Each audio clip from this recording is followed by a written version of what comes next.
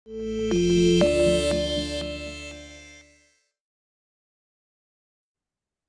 halo, selamat sore semuanya, teman-teman yang mengikuti ibadah mujizat hari ini. Senang sekali bisa bertemu dengan kalian semua. Perkenalkan, saya Natalia. Saat ini saya berdomisili di Tangerang. Saya berjemaat di MBC Jakarta, Satelit Serpong. Saya juga melayani di pelayanan anak MBC Jakarta. Saya mau sedikit sharing ya ke teman-teman semua supaya sharing saya ini bisa menguatkan semua teman-teman.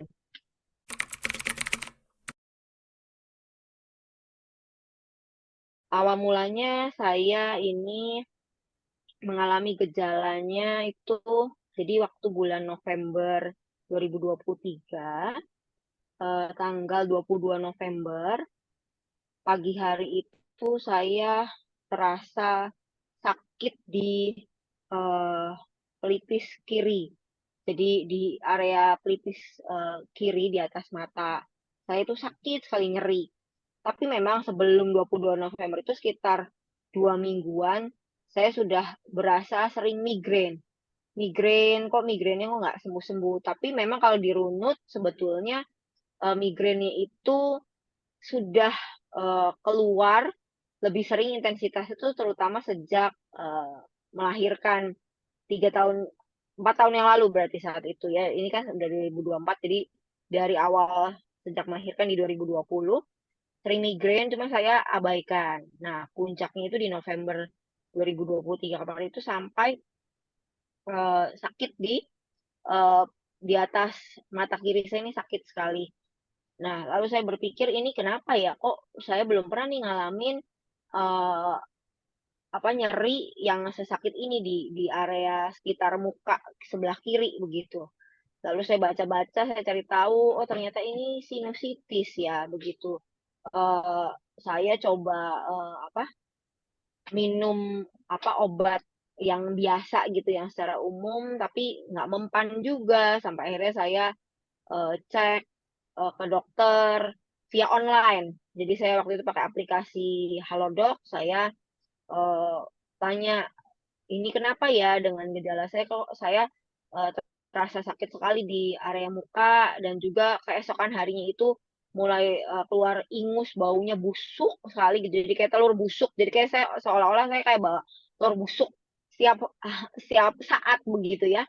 Terus juga eh, sampai di area leher sakit sekali gitu. Jadi nyerinya nggak tahan, dan setiap kali kalau malam itu kalau tidur nggak bisa dalam posisi tidur terlentang, harus duduk eh, ataupun diganjal pakai bantal yang tinggi begitu.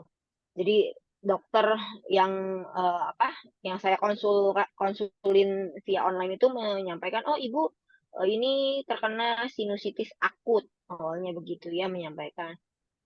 Coba minum beberapa obat. Jadi dokter di Halodoc ini meresepkan beberapa jenis obat dan saya konsumsi sesuai dosis yang diminta. Tapi sudah jalan sekitar 3 sampai 4 hari itu tidak menunjukkan perubahan signifikan. Jadi kalau saya tidak minum anti nyerinya, rasa sakit itu betul-betul sakit sekali sampai rasanya mau melakukan apapun tuh sulit gitu, terus limbung gitu, sampai kayaknya mudah lupa, terus mau ngerjain segala sesuatu jadi lambat geraknya seperti itu. Sampai akhirnya saya menjadwalkan untuk pergi ke dokter THT di rumah sakit terdekat lah dari area rumah saya. Saya datang untuk diperiksa lebih lanjut.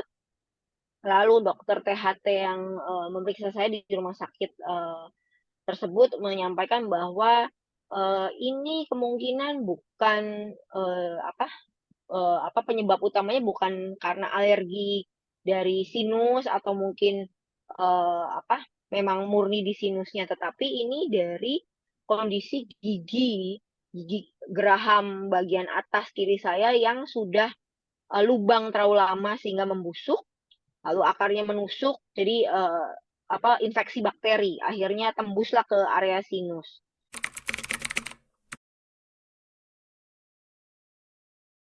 Jadi dokter tersebut saat itu merekomendasikan saya untuk pergi ke dokter spesialis bedah mulut saat itu begitu. Dokternya menyampaikan untuk segera dilakukan tindakan dengan spesialis bedah mulut karena ini kondisinya nggak bisa dibiarkan. Saat itu seperti itu. Nah, pertama kali saya mendengar itu, awalnya saya masih cukup tenang karena saya pikir, oh mungkin gigi saya apa perlu dicabut aja begitu ya, nggak sampai seserius apa, saya pikirnya seperti itu. Memang dokter THT sempat berkata gini, ibu cepat ya dalam minggu ini juga harus ditindak karena kalau enggak takutnya nanti ini semakin apa meluas infeksinya, ibu nanti perlu bedah sinus katanya begitu. Cuma saya masih tidak terlalu apa ya, tidak terlalu mengambil pusing saat itu karena saya pikir oh mungkin ini cuma perlu ke dokter gigi aja gitu.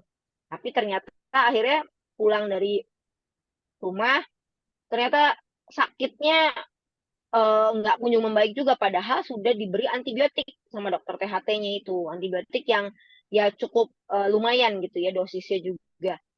Nah kemudian tidak kunjung membaik sampai akhirnya saya saat itu juga kondisinya kebetulan anak sedang sakit, sakitnya juga yang cukup cukup serius sehingga saya tambah kurang tidur saat itu. Jadi kondisi saya pun semakin semakin memburuk begitu ya. Jadi sakitnya semakin menjadi sampai betul-betul susah tidur gitu. Saya udah pakai anti nyeri, eh, obat-obat sampai obat yang di luar dari resep dokter itu saya sampai cari sendiri begitu. Saya coba untuk apa cari tahu gitu supaya ngilangin rasa sakitnya.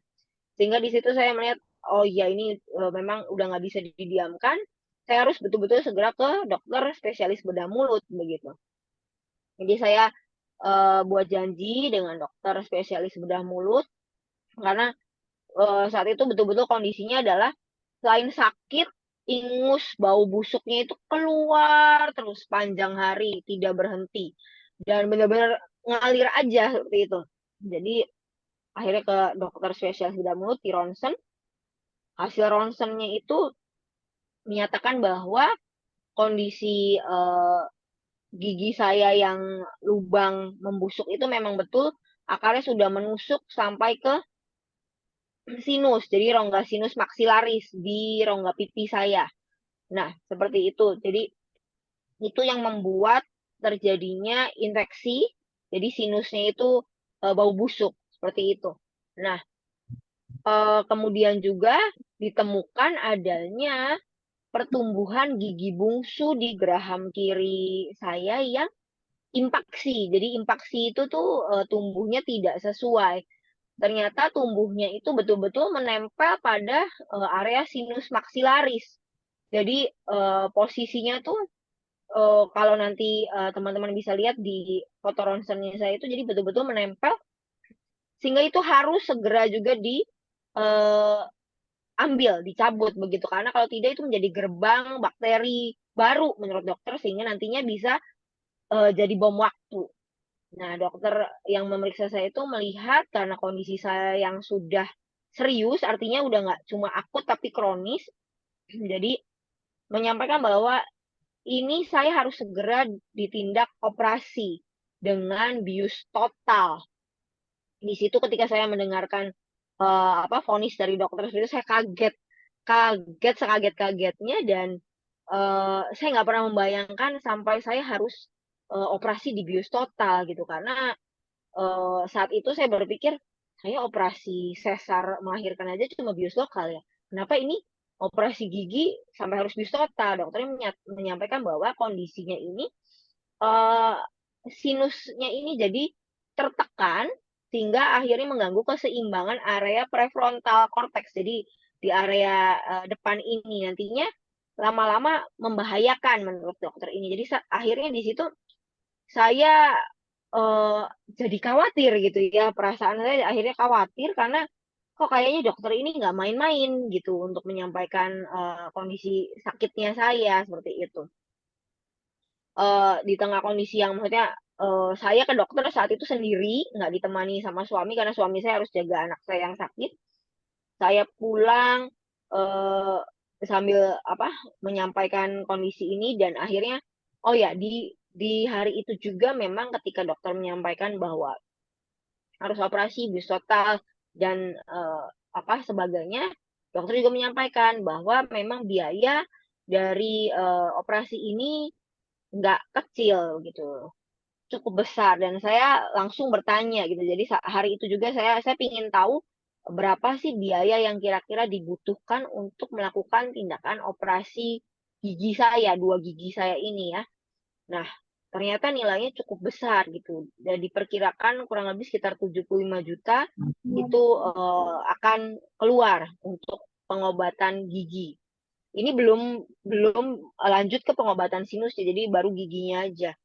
Jadi saat itu saya bergumul, saya gimana ya gitu, Tuhan ini kok tiba-tiba ya, secara tiba-tiba menurut saya ini apa nggak nggak nggak ada angin nggak ada hujan, tiba-tiba langsung saya di divonis sakit yang oh ternyata serius ya gitu, nggak cuman pusing biasa, nggak cuman sakit gigi biasa, tapi sampai harus masuk ke meja operasi begitu. Saya cuma bergumul, pulang ke rumah saya sampaikan ke suami kalau eh, seperti ini kondisinya, dokter menyampaikan saya harus operasi dengan bius total karena kalau tidak eh, infeksinya ini akan semakin meluas dan berbahaya.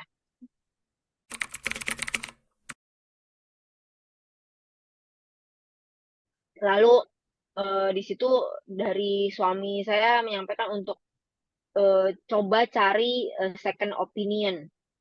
Saat itu saya mencoba cari dari referensi teman, tapi ternyata hasilnya tidak memuaskan juga. Jadi saya coba untuk mengecek, ternyata dokter yang dimaksud bukan dokter spesialis bedah mulut, sehingga saya tidak tidak mengambil second opini itu. Akhirnya kami berdua sepakat ya sudah, oke, kita ambil eh, keputusan untuk melakukan operasi bius total di rumah sakit yang sudah saya kunjungi kemarinnya itu. Setelah itu eh, dilakukan appointment, seingat saya tanggal 7 Desember 2023 waktu itu harusnya saya dioperasi jam 10 pagi, sehingga tanggal 6 Desember saya datang kembali ke rumah sakit tersebut untuk melakukan proses administrasi H-1, jadi pra-operasi. Saya lakukan cek darah lengkap, saya melakukan cek torak, saat itu juga daftar untuk cek EKG. Kebetulan poli EKG-nya tutup sehingga saya dijadwalkan untuk di tanggal 7 Desember pagi sebelum operasi baru cek jantung untuk memastikan kondisi saya siap dioperasi bius total seperti itu. Di tanggal 6 saya sudah lakukan semua prosedur pra-operasi. Kemudian suami saya hari itu melihat eh, entah kenapa ketika kami datang ke rumah sakit, kondisi rumah sakit itu kayaknya hari itu hektik sekali. Eh, Tidak seperti biasanya dari beberapa yang waktu kami kunjungi. Jadi kok kayaknya terkesan semrawut, administrasinya terlihat kayaknya nggak profesional, sehingga membuat suami saya ragu. Saat itu suami saya yang ragu untuk eh, melanjutkan proses tindakan operasi di sana. Dia menyampaikan bahwa kok kayaknya saya ragu ya kalau kamu ditindak di sini. Saya khawatir kamu malah kejadian hal yang tidak diinginkan besok, karena dari segi administrasi aja kok kayaknya nggak meyakinkan, menurut suami saya seperti itu. Sampai akhirnya di situ setelah kami menunggu, karena untuk cek segala macamnya itu ternyata proses waktunya yang harusnya bisa singkat seolah-olah kayak dibuat lama sekali hari itu di tanggal 6 Desember. Sampai akhirnya kami pulang, sudah selesai sore sekitar jam 5 sore lebih, setengah 6 deh waktu itu. Kita di mobil, belum jalan nih mobilnya, jadi saya bertanya kembali sama suami saya. Saya tanya, jadi gimana, Pih, saya bilang gitu. Kita masih punya kesempatan nih, mumpung kita belum melakukan pembayaran lain ya di luar proses praoperasi tadi. Apakah kita mau tunda operasinya dengan mencari alternatif lain atau bagaimana? Nah, di hari itu juga, jadi eh, di waktu yang bersamaan, waktu saya melakukan proses praoperasi, eh, suami saya itu sambil em, apa chatting WA ke teman kesan kami yang juga sama-sama berprofesi sebagai dokter gigi, begitu. Jadi profesi profesi teman kesan kami itu dokter gigi yang sedang melanjutkan kuliah di spesialis bedah mulut. Akhirnya kami bertanya dengan kondisi yang dialami oleh saya itu bagaimana? Apakah memang perlu perlu eh, operasi at- biostota atau tidak seperti itu. Nah, disampaikan dari teman kesan kami nggak perlu, ini memang perlu dioperasi, tapi sepertinya kalau nggak bius total juga bisa seperti itu. Jadi di situ akhirnya kami memutuskan untuk menunda proses operasi yang di tanggal 7 Desember tersebut. Sambil berjalan kami jadi di di hari itu juga saya coba cari-cari lagi. Jadi dari googling. Nah, satu hal Tuhan taruh di dalam hati saya gitu saat di tengah kondisi cemas, khawatir saat itu ya. Jadi waktu waktu pertama kali dokter spesialis bedah mulut menyampaikan bahwa saya harus dioperasi bius total dan segala macamnya gitu ya, segala resikonya. Ada satu satu pesan yang terlintas ya Tuhan sampaikan, taruh di hati saya. Tuhan cuma sampaikan eh, satu kali lagi kamu akan melihat mujizat yang saya lakukan untuk kamu. One more time, I will do a miracle for you. Cuma saya simpan gitu. Jadi satu pesan yang kayaknya kok itu kuat banget gitu. Cuma saya simpan, saya nggak tahu gitu Tuhan melakukan apa.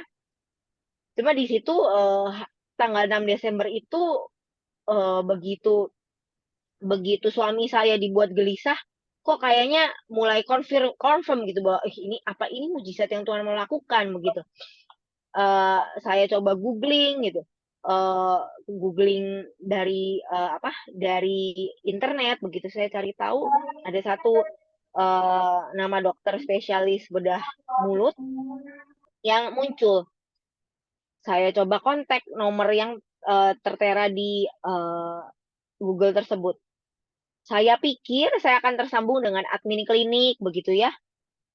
Di luar dugaan ternyata nomor yang saya hubungi tersebut adalah nomor langsung dokter tersebut. Saya tanya, saya telepon, sorry, saya telepon, lalu saya menanyakan dokter praktik di mana, lalu juga eh, saya menyampaikan saya punya keluhan dan dokternya dengan sangat terbuka dengan dia menyampaikan bahwa oh kebetulan beliau prakteknya itu di Bandung dan hanya weekend praktik di area Jakarta dan Tangerang seperti itu. Sehingga saya saat itu diminta untuk mengirimkan hasil ronsen via WA ke beliau untuk dilihat dulu, dicek apakah memang ini bisa operasi bius lokal saja atau memang harus dengan bius total. Sampai akhirnya saya kirimkan dan dokternya menyampaikan bahwa oh, ini bisa dengan bius lokal saja. Dokternya pun langsung dengan terbukanya menyampaikan memberikan jadwal kepada saya untuk bisa datang ke klinik pribadinya. Di situ saya langsung teringat gitu dengan satu pesan yang Tuhan sampaikan di saat benar-benar khawatir waktu itu saya khawatir di tengah vonis dokter yang saat itu pertama kali memeriksa eh, saya diingatkan dengan pesan Tuhan yang oh, Tuhan lakukan mujizat itu satu kali lagi Tuhan akan lakukan mujizat untuk saya gitu. Dan rasanya di itu aduh hati saya tersentuh dan benar-benar apa ya konfirmasinya sangat jelas dan Tuhan lakukan enggak setengah-setengah begitu kalau kalau yang saya dapatkan.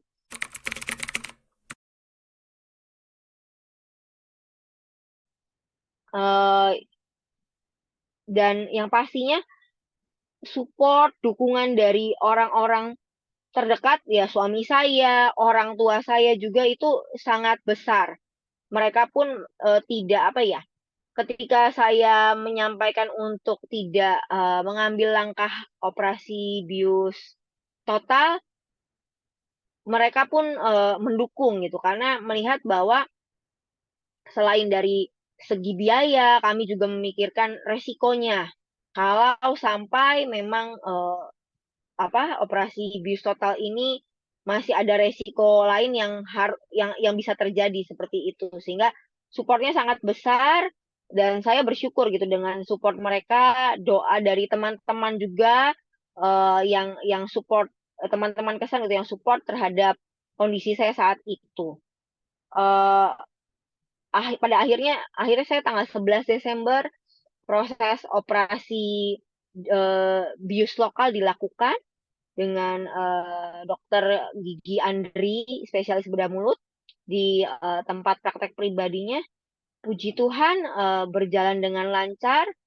Biaya yang tadinya diestimasi bisa keluar 75 juta, puji Tuhan hanya hanya 10.500.000 saat itu yang perlu dikeluarkan untuk melakukan tindakan operasi tersebut. Lalu eh,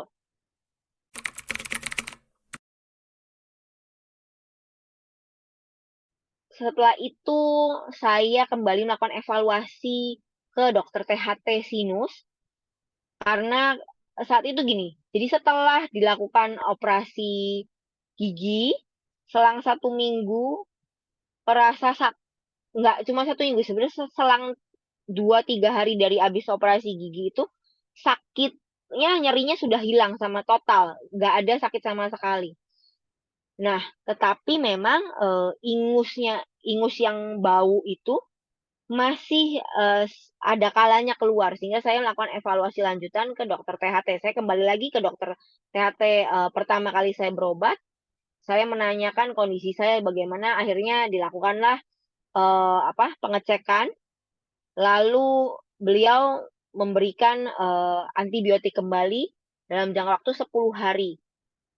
Dokternya menyampaikan bahwa kalau memang 10 hari ini masih berlanjut, maka perlu dilakukan bedah sinus supaya betul-betul berhenti. Nah, dan mujizat Tuhan ternyata nggak berakhir sampai kemarin. Mujizat Tuhan masih berlanjut terus. Eh, Pada akhirnya saya nggak perlu operasi sinus gitu. Tidak perlu lakukan bedah sinus setelah mengkonsumsi obat antibiotik yang dari dokter. Puji Tuhan, sinus saya betul-betul sembuh total dan saya tidak perlu kembali lagi untuk berobat ke dokter, tidak perlu lagi ada obat apapun yang dikonsumsi sampai hari ini. Eh,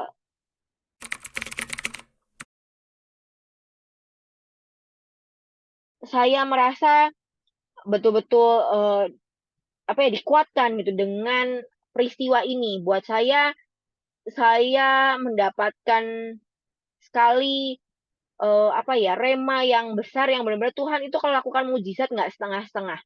Dia itu betul-betul total mau melakukan yang terbaik buat setiap kita. Asalkan kita rela, kita mau. Kalau buat teman-teman yang masih berjuang saat ini dengan pergumulan sakit yang dialami, saya berdoa supaya setiap kita dimampukan, diberi kekuatan, supaya tetap punya iman yang teguh, nggak putus asa, dan juga eh, Tuhan buka jalan secepatnya buat teman-teman semua. Yang pastinya harapan itu selalu ada, mujizat itu ada ketika kita betul-betul eh, berharap, berserah penuh sama Tuhan. Akhirnya tuh gini, pribadi Tuhan tuh betul-betul hidup ya buat saya. setiap harinya apapun setiap kejadian akhirnya ya buat saya ini adalah Hmm. betul-betul saya aware tentang keberadaan Tuhan di setiap hal kejadian yang ada. Nggak cuma urusan sakit aja tapi semuanya. Jadi membuat saya tuh jadi lebih lebih sadar, lebih apa lagi ya? Lebih eh, lebih sadar bahwa ya semuanya ya Tuhan yang ngatur gitu. Pengaturan Hmm. Tuhan itu ada gitu. Itu sih. Jadi Hmm. membuat saya lebih tersadar lah, aware bahwa Hmm. apapun yang terjadi itu semua ada dalam kendalinya, semua ada dalam pengaturannya. Nggak mungkin Tuhan lepas tangan di luar dari kekuatan kita, gitu sih.